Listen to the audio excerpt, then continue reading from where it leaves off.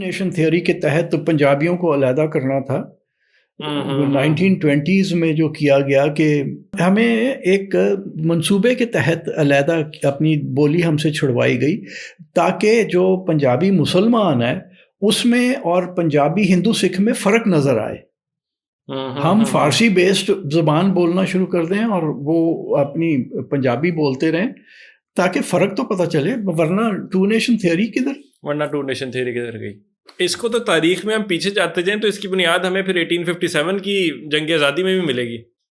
اس سے بھی پیچھے بلکہ چلے جائیں تو وہ ہمارے جو فلاسفرز آئے تھے شاہ ولی اللہ زیندی, شیخ احمد, اس کے اندر بھی بلکہ آپ پڑھیں تو مجھے لکھا آتا ہے کہ he was the founder of two nation theory, کوئی 16ویں صدی کے اندر. یہ شاہ ولی اللہ جو جیسے لوگ جو تھے نا, ایک فرید الدین علوی ہے شکارپور میں, اس کی قبر ہے. یہ لوگ اپنی دھرتی سے وفادار نہیں تھے. یہ لوگ اپنی دھرتی سے وفادار نہیں تھے, مادر وطن سے وفادار نہیں تھے. کون لوگ یہ شاہ ولی اللہ, یہ سارے ٹھیک ہے, یہ اور وہ فرید الدین علوی, کیا یہی نام ہے اس کا, کہ وہ یہ لوگ تو. لیکن ان کو تو بڑا ہیروز ہم دیتے ہیں, آپ کہنے دھرتی کے وفادار نہیں تھے بالکل. کیوں بلا رہا ہے وہ اس ڈاکو کو وہاں سے؟ ہاں کال ان کو احمد شاہ ابدالی کو, ہاں وہ ڈاکوؤں کو انوائٹ کیا تھا. یہ کرٹیسزم ان کے اوپر آتا ہے, بہت تھوڑا آتا ہے کہ آ کے ہماری جنگ لڑو. وہ آ گیا, پھر انہیں لڑ لی جنگ, 10 آ گیا کینج لڑی ہوئی. تو پھر ہمارے یہاں ہو گیا نا, کھادا پیتا لاہدہ رہندا احمد شاہدہ, اس نے اتنی لوٹ مار کی. بلکہ وافر, ہاں مجھے 400 کے ایک پختون نے مجھے بتایا ہے کہ جی ہمارے یہاں بھی یہی ہے کہ جو کچھ کھا پی لیا وہ اپنا, باقی وہی لوٹ کے لے جائے گا. وہ ان کو بھی لوٹتا تھا وہ صرف, حالانکہ وہ خود ایک پشتون تھا, سدوزئی تھا, لیکن اس نے لوٹ مار کی. اور یہ لوگ بلانے والے ہیں, تو یہ دھرتی کے وفادار ہی نہیں تھے. اچھا جی, یہ تو اور رخ نکلا ہے سر. وفادار تو مجھے ایک ذاتی طور پر سر سید احمد خان لگتے ہیں. ہم نے تو ان کو بھی کافر ٹھہرا دیا. اس کی باتیں مجھے غلط نہیں لگتی سر. کیا تھا الوفنس فرام پالیٹکس, 3 آئیڈیاز یہ تھے نا, سیاست سے دور رہو, آپ برٹش کے ساتھ لائلٹی رکھو اس ٹائم کے لیے, ایجوکیشن انگریزی تعلیم حاصل کرو. غلط باتیں تو نہیں تھی. نہیں, بات تو صحیح تھی. ان کے منہ میں بھی وہ اب ہم نے ڈال دیا نا کہ ٹو نیشن تھیوری سر سید نے ایجاد کی تھی. وہ میرا خیال ہے اس نے نہیں کی تھی, انگریزوں نے. دیکھیے ٹو نیشن تھیوری جو ایجاد ہونی شروع ہوئی نا, وہ 1857 کے بعد انگریزوں نے انجینئر کی. وہ اس لیے کہ سکھ تو تھے, نئی مہاراجہ رنجیت سنگھ کی فوج ڈی موبلائز ہوئی تھی. یہ بیچارے جنگلوں میں پھر رہے تھے, لوٹ مار ہی کرتے تھے, کرنے کو کچھ اور تھا نہیں, سیکھا ہی کچھ نہیں تھا, ٹرینڈ سولجرز تھے. تو انگریزوں نے انہیں اپنی فوج میں بھرتی کر لیا. تو سکھ تو ادھر تھے. جو 1857 کی جنگ آزادی تھی اس کے اندر ہندو اور مسلمان تھے انگریزوں کے خلاف.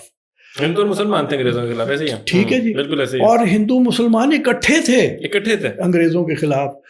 اس کے کتنا کچھ ہوا, میرٹھ, لکھنؤ, دلی میں جو انگریزوں کے ساتھ کیا. بعد میں سارا ملبہ مسلمانوں پہ ڈالا تھا. ہاں, تو ڈیوائڈ ڈالنے کے لیے, اور ان کو ایلیویٹ کر دیا. ان کو ایلیویٹ کر دیا, ان کو نیچے گرا دیا. ڈیوائڈ یہ پریشان تھے کہ ہو کی رہے یار, تو ساڑھے ساتھ نال اکٹھے رلتے پھرتے, لڑتے سی اکٹھے. بالکل. تو وہاں پھر یہ انگریزوں نے ٹو نیشن تھیوری ایجاد کی کہ اگر انہیں پسو یہ پڑ گئے تھے کہ بھائی ابھی انہوں نے ہمیں 2 لوگوں نے مل کے نت ایسی ڈالی ہے, تو اگر سکھ بھی ساتھ مل گئے تو فیر کی ہونا ہے, انہیں تو چھڑنا نہیں سانو. تو ٹو نیشن تھیوری وہاں سے پھر پتہ نہیں, سر سید کا میں نے زیادہ کچھ پڑھا نہیں, میں نے ایکچولی کچھ بھی نہیں پڑھا سر سید کا. تو کیا پتا کہ ان کو یہ فیڈ کیا گیا ہو سکتا ہے. ایک چیز میں یہاں پہ ایڈ کرتا جو اس ڈسکورس کا مطلب یہ بالکل بھی نہیں ہے کہ اگر ہم ٹو نیشن تھیوری کے اندر ہم یہ چیز اگنور کر رہے ہیں جو کہ بھارت کے اندر ہوئی ہے. لوگ نا بھول جاتے ہیں, جس طرح ہندوتوا آئیڈیالوجی, RSS نے جو کچھ کیا, مودی نے جو کچھ کیا, جو تیسرا ٹینیور BJP کی حکومت کا ہے, انہوں نے بھی بہت سبجوگیشن کی اور زیادتیاں کی ہیں. تو وہ ہیونگ سیڈ دیٹ, اس ڈبیٹ کا مطلب وہ نہیں. میں نے کہا ڈسکلیمر دے دو نا, ان کو لے گا کہ نہیں آتے کے اندر رل جو نہ نال جا کے. نہیں, ہم یہ نہیں کہہ رہے, جنگ بھی ہماری ہوئی ہے, یہ سارا کچھ ہوا ہے, اور وہاں پہ بھی مسئلے ہیں. انہوں نے بھی وہی کچھ مت ماری ہے مودی صاحب نے ان کی, وہ دیکھیے انہوں نے وہ وہی کر رہے ہیں جو ضیاء نے ہمارے ساتھ کیا.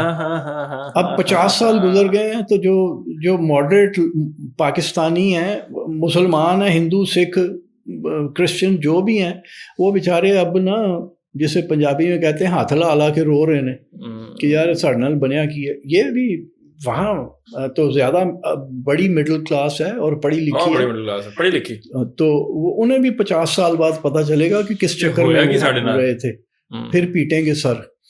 تو یہ کہنے کا یہ بالکل مطلب نہیں تھا کہ وہ ہیں، لیکن وہاں یہ ہو کیوں رہا ہے؟ وہ جو بہت کچھ ہماری ریاست نے غلط کیا نا، جیسے کشمیر میں ان کو سپورٹ کیا، یا وہ اجمل قصاب والا کیس جو کیا، مطلب پھر نفرت ہی بڑھنی تھی نا جی. اور مودی جیسا ایک بھیانک چہرہ ہی سامنے آنا تھا. تو لیکن اجمل قصاب کا تو ہمارے رپورٹ کیا جاتا ہے کہ پنڈ میں گئے تھے، تھا ایک بھی نہیں وہاں پہ. ہاں، وہ جب وہ 2-3 دن گزر گئے تھے نا اس واقعے کو، تو جو رپورٹرز گئے تھے وہ انہیں کچھ نہیں ملا. وہ پہلے جنہوں نے جا کے پہلے دن ہی جا کے پتہ کر لیا نا، تو وہ ماں کو روتے پیٹتے دیکھا کہ ہائے میرا اجمل، ہائے میرا اجمل. اسی گاؤں میں فرید کوٹ شاید گاؤں کا نام ہے، یا فرید آباد، فرید کوٹ. تو وہ میں ایک فلم میں نے ایک دیکھی تھی کیپریکون 1، کہیں 1980 کی بات ہے. اس میں ایک وہ امریکن اپنے آپ کو روس سے آگے دکھانے کے لیے اسپیس ریس کے اندر وہ ایک فیک کرتے ہیں مارس لینڈنگ، اور اس میں ایک جرنلسٹ ہوتا ہے جو ایلیٹ گولڈ پلے کر رہا ہے پارٹ، وہ سچ کے اوپر پہنچ جاتا ہے. ایک دن اس کو آ کے CIA والے پکڑ کے لے جاتے ہیں، اور اس کے فلیٹ میں کوئی اور بندہ ہوتا ہے. جب اگلے دن اس کی گرل فرینڈ آتی ہے تو وہ کہتا ہے کہ کون؟ اس نام کا تو بندہ یہاں کبھی بھی نہیں ہوتا تھا. وہ پوری بلڈنگ کہتی ہے کہ نہیں، یہاں تو ایسا کوئی آدمی نہیں رہتا تھا، کوئی جرنلسٹ نہیں یہاں رہتا تھا. تو وہاں پہ بھی فرید کوٹ میں بھی یہی ہوا نا کہ وہ پورا گاؤں کہہ رہا ہے کہ ہیں ایتھے تو کوئی نہیں یہو جہے کوئی کسائی، ماں باپ کا نام پتہ ہے لوگوں کو، لیکن وہ کہتے ہیں نہیں ایتھے تو کوئی نہیں رہتا سی. اس بات سے مجھے پتا ہے میرے ذہن میں کیا آیا کہ وہ جب اس کی گرل فرینڈ گئی ہوگی اور جا کے اس نے دیکھا ہوگا وہاں پہ تو رہتا ہی نہیں ہے، تو وہ تو دماغی طور پہ پاگل بن گئی ہوگی. تو ہمیں ریاست اور ہماری تاریخ ہمیں پاگل بناتی ہے، ہمیں بھی ذہنی مریض بنا دیتی ہے. تو ذہنی مریض تو ہم لوگ ہیں بھائی، آپ لوگ نہیں ہیں. آپ لوگ آپس کی جنگ چھوڑ دیں.